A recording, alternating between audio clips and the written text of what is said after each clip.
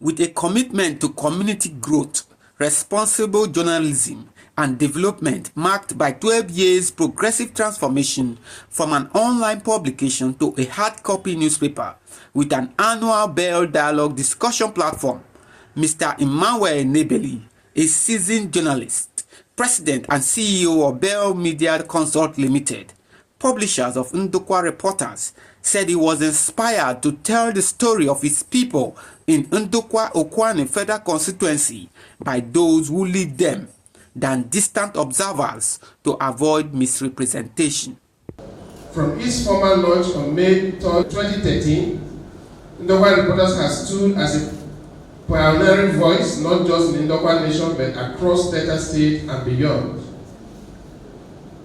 Though conceived as an online newspaper under Synchron's integrated services and one of the first of its kind in the region, we briefly transitioned into print due to growing demand from our people. From inception, our mission has been crystal clear towards a better community development. Our vision remains rooted in using the power of the media to bridge the gap between the government and those in governance, to inform, to educate, and to elevate community voices over the years. Our platform has become a critical space where individuals, opinion leaders, and professionals have expressed their thoughts on local, national, and even global development issues.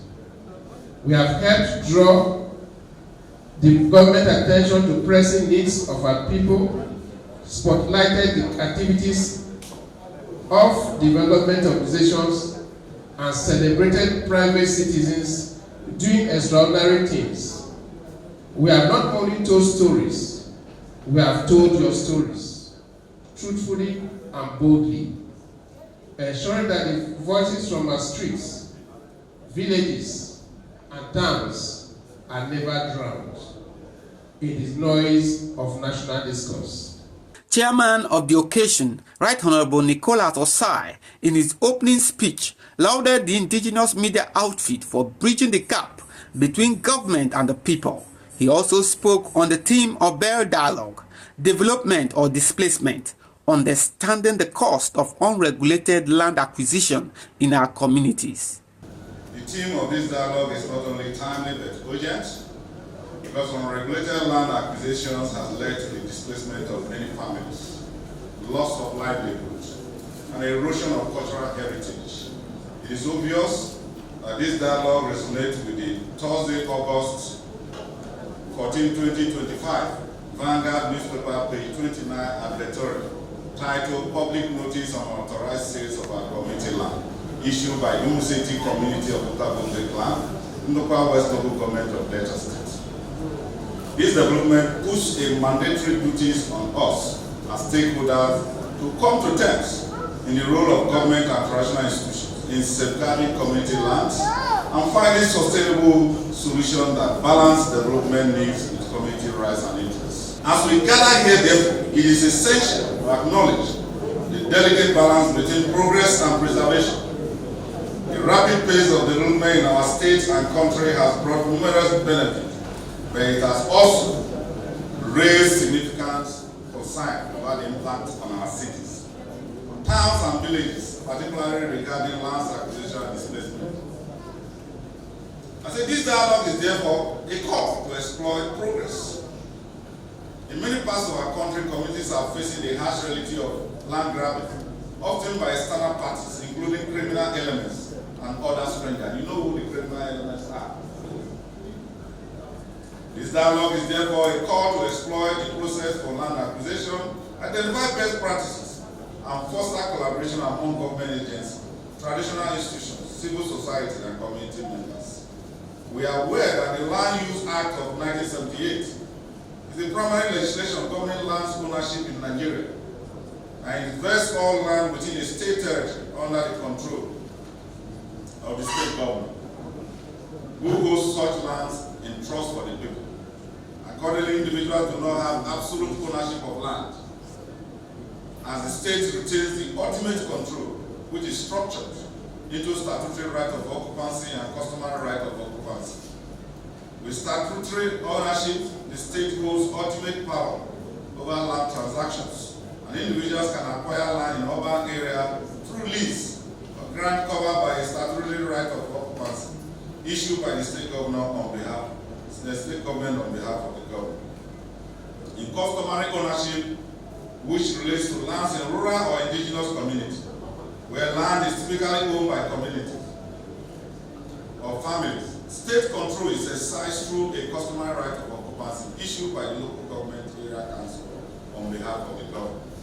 The panel of discussants at the Bel Dialogue emphasized on the consequences of unregulated land acquisition, the need to reform the 1978 Land Use Act, and the need for government and traditional institutions to be sincere in the regulation and acquisition of land in Nigeria. The challenge we have today on the principles that's guiding our land is the issue of the land tenure system, which has been adopted by the Land Use Act of 38 taking.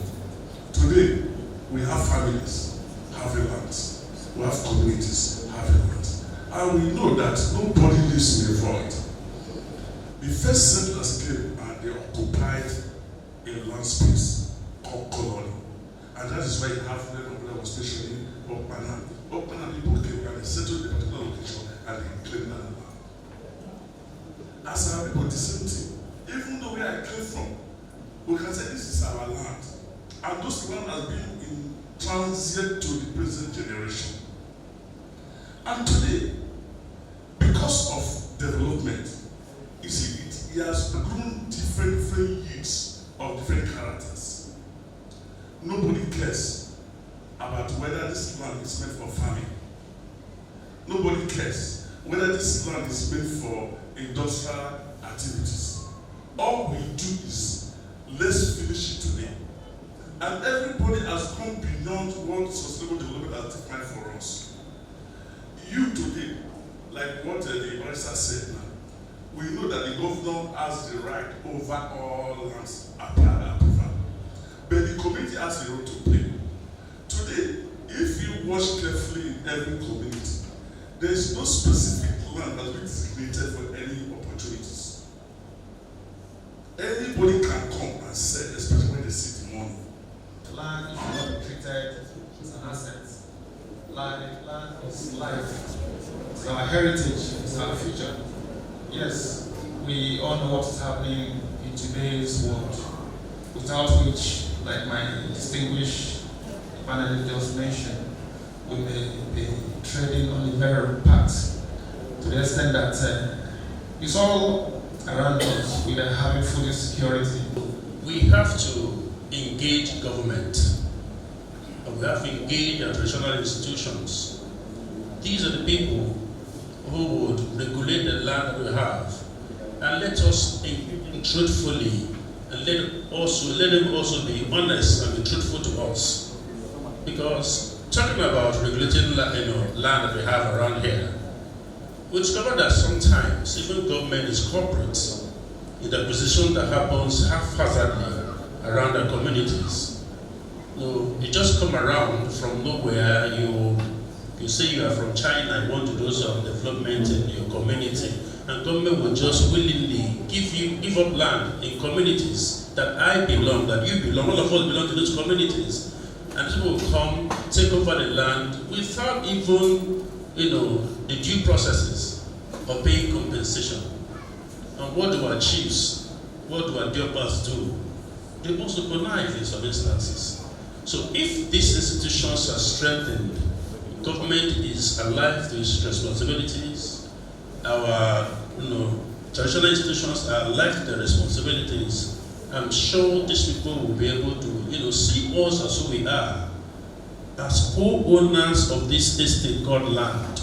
When you look at our environment generally, something is wrong, which we are failing to address. And we think that there's a way we can lend our voice through this dialogue to now bring it to the public.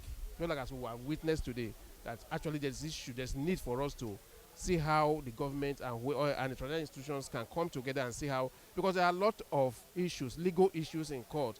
We know very well also that there are issues of killings, intimidation because of land. There are issues of land being sold and resold again, as most of the discussants have said. So I felt that we need to talk about this thing, and let's see how we can take the message to the public.